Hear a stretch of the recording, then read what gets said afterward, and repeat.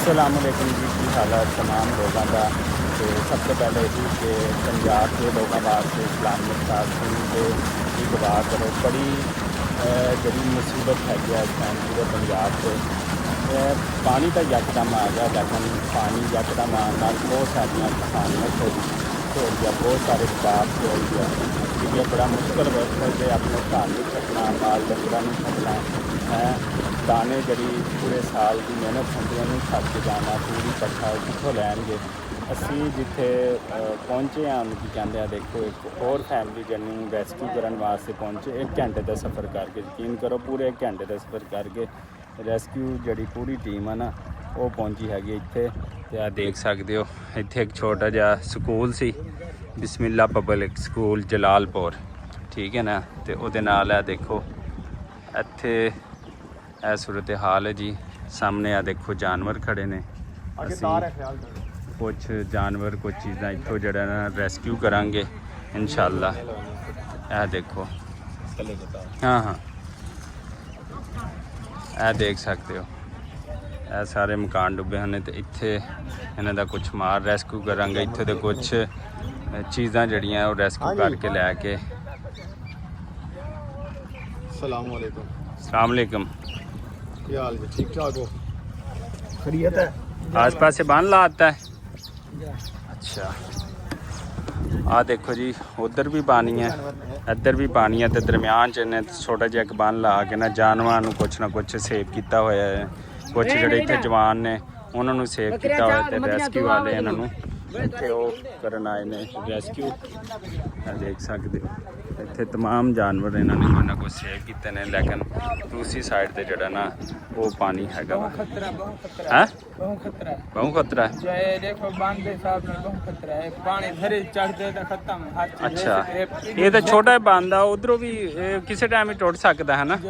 अच्छा इस साइड ते बहुत झिके है पानी, कम से कम 20 फुट है पानी। अच्छा इस साइड कई जनावर में तो जो यकदम पानी आया सी उदों की सिचुएशन सी इत्थे दी? जो यकदम पानी आया गया लोगों की कंडीशन सी उदों?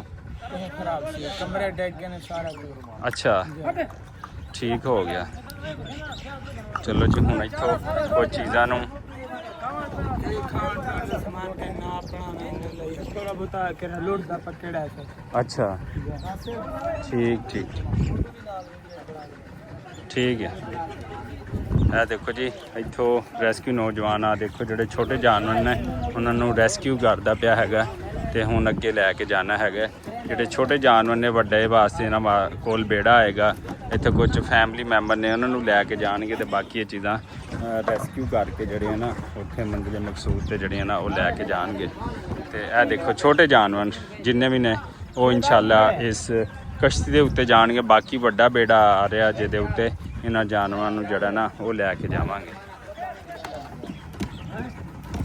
जिन्ने भी बाकी फैमिली मैंबर ने उन्होंने नाल लै लो तो लैके चलीए, क्योंकि 1 घंटा पूरा तुहानूं पता उत्थों आन ते लगदा इत्थे, ठीक है। जिन्ने भी बाकी फैमिली मैंबर ने बच्चे ने उन्होंने लै लो, छोटे जानवर जिहड़े आ वो लोड करो।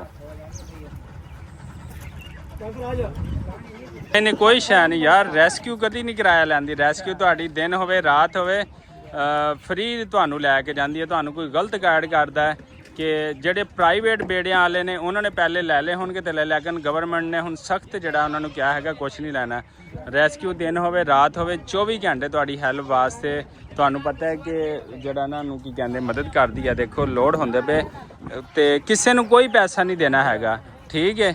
ਤੇ ਇਹ ਤੁਹਾਡੇ ਵਾਸਤੇ ਜਿਹੜਾ ਨਾ ਸਾਰੀ ਜਿਹੜੀ ਹੈਲਪ ਤੁਹਾਡੀ free of cost government of Punjab ਜਿਹੜੀ ਆ ਉਹ ਕਰਦੀ ਪਈ ਅਲਹਮਦੁਲਿਲਾ ਨਾਲ।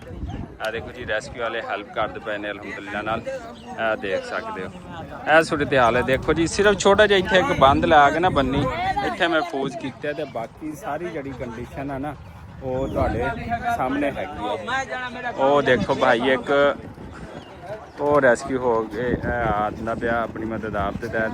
ਇਹਨੂੰ ਵੀ ਕਸ਼ਤੀ ਬਿਠਾਉਂਦੇ ਬੋਤਲਾਂ ਨੇ ਅਟੈਚ ਕੀਤੀਆਂ ਤੇ ਉਹਦੇ ਜ਼ਰੀਏ ਜਿਹੜਾ ਨਾ ਉਹ ਰੈਸਕਿਊ ਹੋ ਕੇ ਆਉਂਦਾ ਪਿਆ ਹੈਗਾ। ਇਹ ਦੇਖ ਸਕਦੇ ਹੋ।